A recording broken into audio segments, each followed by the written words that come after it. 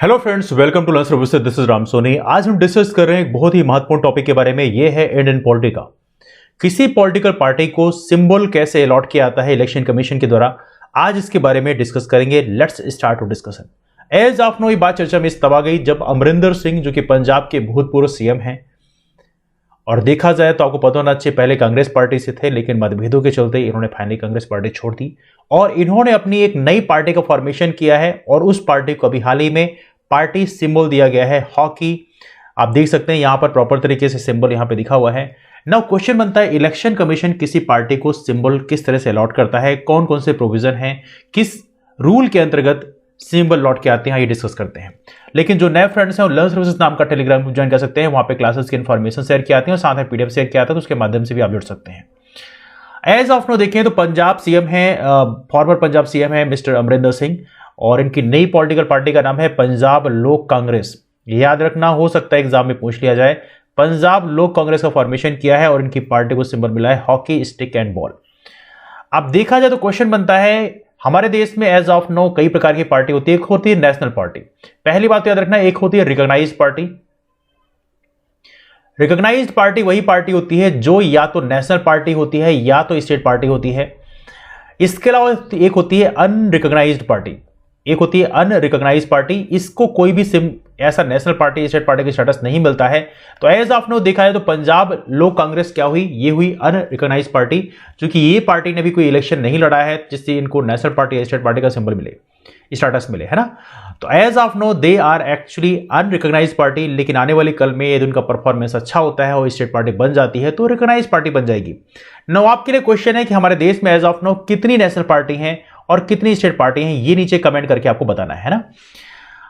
Firstly symbol जो है कैसे अलॉट किए आते हैं किसी पॉलिटिकल पार्टी को, पहले जान लीजिए। तो देखिए हमारे देश में पॉलिटिकल पार्टीज के सामने तीन ऑप्शन रखते हैं।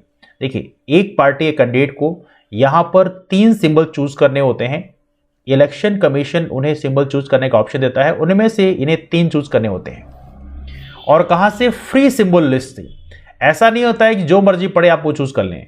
इलेक्शन कमीशन के पास फ्री सिंबल की एक लिस्ट होती है, उनमें से कोई तीन आपको चूज करने होते हैं उस समय जब आप नॉमिनेशन पेपर को फिल कर रहे होते हैं। उन तीन सिंबल को जो आप चूज करेंगे उनमें से कोई एक सिंबल इलेक्शन कमीशन आपको अलॉट कर देगा। ठीक है, तो यहां पे सिंबल जो है कैसे दिए जाते हैं, first come first serve basis.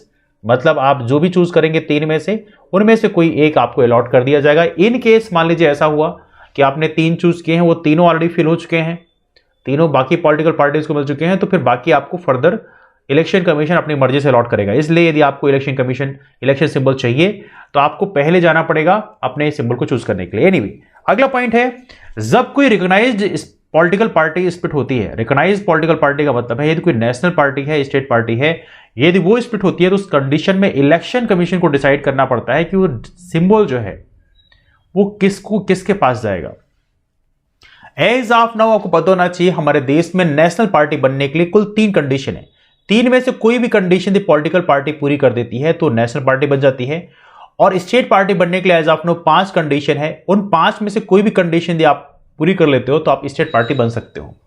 हालांकि सबसे इंटरेस्टिंग नेशनल पार्टी बनने की कंडीशन यह है, यदि कोई पार्टी जो है चार राज्यों में उसे स्टेट पार्टी का दर्जा मिल जाए तो वो पार्टी अपने आप नेशनल पार्टी बन जाती है। That's one of the very interesting condition. और स्टेट पार्टी बनने की भी एक बहुत इंटरेस्टिंग कंडीशन है, यदि किसी पार्टी को एक भी सीट ना मिले और उसको उस राज्य में पूरे के पूरे राज्य में 8% वोट पूरे राज्य में मिल जाए तो उस कंडीशन में स्टेट पार्टी बन सकती है।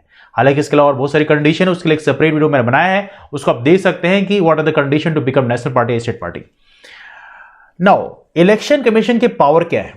देखिए याद रखना है, election symbol reservation and allotment order है 1968, उसके अंतर्गत इलेक्शन कमीशन को पावर मिलता है किसी पॉलिटिकल पार्टी को रिकॉग्नाइज करें नेशनल पार्टी या स्टेट पार्टी के रूप में और साथ में उनको कोई सिंबल अलॉट करें। अब इस ऑर्डर के पैराग्राफ 15 में ये सारी चीजें लिखी हैं कि यदि इन केस किसी रिकॉग्नाइज्ड पॉलिटिकल पार्टी, मतलब मान लीजिए नेशनल पार्टी या स्टेट पार्टी है, उसमें कोई डिस्प्यूट अंदर हो जाता है, उसमें 2 रिबल ग्रुप बन जाते हैं, तो उस कंडीशन में सिंबल किसको मिलेगा ये डिसाइड करने का अधिकार इलेक्शन कमीशन का है। अभी हाल ही में आपने देखा होगा लोक जनशक्ति पार्टी, रामविलास पासवान की पार्टी है एलजेपी, इसमें उनके बेटे और उनके जो भाई हैं उनके बीच मतभेद हुआ था। तो यहां पे पावर इलेक्शन कमीशन के पास चला गया कि सिंबल किसको दिया जाएगा। इलेक्शन कमीशन यहां पे ओनली अथॉरिटी है, सोल अथॉरिटी है। यहां पर इलेक्शन कमीशन की जो अथॉरिटी है उसमें किसी भी तरह से क्वेश्चन मार्क आप नहीं लगा सकते हैं, और इस सुप्रीम कोर्ट ने इसको वैलिड करार दिया है Sadiq Ali and another versus election commission of India 1971 case में। तो ये भी यहां पे काफी इंपॉर्टेंट हो जाता है। नाउ क्वेश्चन बनता है how many types of symbols are there. As of now हमारे इलेक्शन कमीशन के पास कितने प्रकार के सिंबल हैं। तो election symbol reservation and allotment amendment order 2017 में देखा जाए 2017 में बदलाव किए गए थे। इसमें पार्टी सिंबल 2 प्रकार के होते हैं। एक होता है रिजर्व्ड सिंबल। रिजर्व्ड सिंबल का मतलब होता है कि ये किसी दूसरे इंसान को, दूसरी पार्टी को नहीं दिया सकता। एज ऑफ नो भारत में कुल 8 नेशनल पार्टी हैं। अब वो 8 नेशनल पार्टी कौन कौन सी हैं? एक तो भारतीय जनता पार्टी हो गई, इंडियन नेशनल कांग्रेस हो गई आईएनसी गांधी फैमिली वाली, और एक होगी National Congress Party Sharad Pawar वाली। बहुजन समाज पार्टी भी as of now national party है। इसके अलावा देखें तो यहां पे नेशनल पार्टी में कम्युनिस्ट पार्टी ऑफ इंडिया हो गई, Communist Party of India Marxist हो गई, कितने हो गए? 6 हो गए। फिर तृणमूल कांग्रेस हो गई ममता बनर्जी वाली, और इसके अलावा एक नई नेशनल पार्टी बनी है, इसका नाम है NCP, national Congress, sorry not NCP, sorry for that, it's not NCP, इसका नाम है एनपीपी, नेशनल पीपल्स पार्टी। ये एनपीपी जो है ये किसकी है? ये है कोनराड संगमा की। कोनराड संगमा कौन है? Conrad Sangma as of now Meghalaya के सीएम है, ये भी आपको पता होना चाहिए। पीए संगमा के बेटे का नाम है। पीए संगमा पहले कभी लोकसभा के अध्यक्ष हुआ करते थे। नाउ तो एज ऑफ नो भारत में कुल मिला के 8 नेशनल पार्टी है, इनके बारे में आपको पता होना चाहिए, और 64 एज ऑफ नो पूरे भारत में स्टेट पार्टीज हैं। यदि मध्य प्रदेश जैसे राज्यों की बात करें तो मध्य प्रदेश में एज ऑफ नो कोई स्टेट पार्टी नहीं है। जितनी ही पार्टी हैं वो नेशनल पार्टी ही हैं, जिसमें भारतीय जनता पार्टी है, इंडियन नेशनल कांग्रेस है और बहुजन समाज पार्टी है जिनके विधायक हैं। Samajwadi Party as of now केवल स्टेट पार्टी है, लेकिन उसका प्रभुत्व मध्य प्रदेश में नहीं है। मध्य प्रदेश में उसको स्टेट पार्टी का दर्जा नहीं मिला है, वो केवल और केवल उत्तर प्रदेश में उसको स्टेट पार्टी का दर्जा मिला है। नाउ दूसरे इसके अलावा ये 8 पार्टी और 64 पार्टी को छोड़कर यहां पर इलेक्शन कमीशन के पास कुछ फ्री सिंबल होते हैं, जिसमें उन्होंने लगभग 200 फ्री सिंबल का एक पूल बना रखा है। तो जब भी कोई अनरिकॉग्नाइज्ड पार्टी को, और ये जो 200 फ्री सिंबल हैं यही सिंबल लौट के आते हैं जो अनरिकॉग्नाइज्ड पॉलिटिकल पार्टीज होती है, जिसमें हजारों की संख्या में as of now unrecognised political parties हैं, जो इलेक्शन के ठीक पहले जो है पॉपअप होती हैं। आमतौर पर पूरे साल काम नहीं करती, बट इलेक्शन के ठीक पहले ही उनका वो देखने में नजर आती हैं। बट एनीवे, हालांकि ऐसा नहीं है कि मैं सिर्फ अनरिकॉग्नाइज्ड की बात कर रहा हूं, कोई भी नजर नहीं आता। Some parties are working at the ground level as well. Now यहां पे देखा जाए तो इलेक्शन कमीशन का जो पावर है इलेक्शन सिंबल के डिस्प्यूट में क्या है, तो मैंने आपको बता दिया है कि यहां पर कोई पॉलिटिकल पार्टी में स्प्लिट होती है, मतलब टूट पड़ती है। पैरा 15 में सारी चीज लिखी हुई है सिंबल ऑर्डर 1968 में, कि यदि कमीशन को डिसाइड करना होता है खुद से कि रिवल सेक्शन उसमें कौन कौन से हैं रिकॉग्नाइज पॉलिटिकल पार्टी में, जैसे एज ऑफ नो लोक जनशक्ति पार्टी का केस था, तो वहां पे ये सारा का सारा अथॉरिटी इलेक्शन कमीशन के पास में होता है, और इलेक्शन कमीशन के द्वारा दिया गया ये ऑर्डर बाइंडिंग होता है। मतलब इस ऑर्डर को आप इसकी अवहेलना नहीं कर सकते, और सुप्रीम कोर्ट में भी यहां पर आप नहीं जा सकते, बिकॉज सुप्रीम कोर्ट ने ऑलरेडी उसको वैलिड करार दिया है। तो सुप्रीम कोर्ट में जाने कोई मतलब नहीं। यस, इलेक्शन कमीशन का ऑर्डर यहां पे बाइंडिंग होगा। Now next point is that, हालांकि सुप्रीम कोर्ट तो हर कोई जा ही सकता है, बट कंडीशन देता है सुप्रीम कोर्ट, उसकी मेरिट देखेंगे कि बेसिकली इस केस में मेरिट है या नहीं।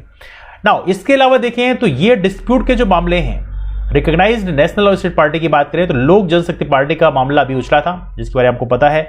याद रहे 1968 के पहले इलेक्शन कमीशन जो नोटिफिकेशन और ऑर्डर इशू करता था वो कंडक्ट ऑफ इलेक्शन रूल 1961 के अंतर्गत इशू किया थे। तो ये रहा बेसिकली नेशनल पार्टी और स्टेट पार्टी बनने के लिए। लेकिन सबसे महत्वपूर्ण बात यह है कि सिंबल का अलॉटमेंट ऐसे होता है, एज ऑफ नो हमारे देश में 8 नेशनल पार्टी हैं, 64 स्टेट पार्टी हैं, और इसके अलावा लगभग 200 फ्री सिंबल्स हैं। यदि आप कोई नई पार्टी बनाते हैं तो इन फ्री सिंबल्स के में आप अपना कोई भी सिंबल चूज कर सकते हैं। 3 सिंबल आपको चूज करना होगा, first come first serve basis के हिसाब से आपको सिंबल अलॉट किया आता है।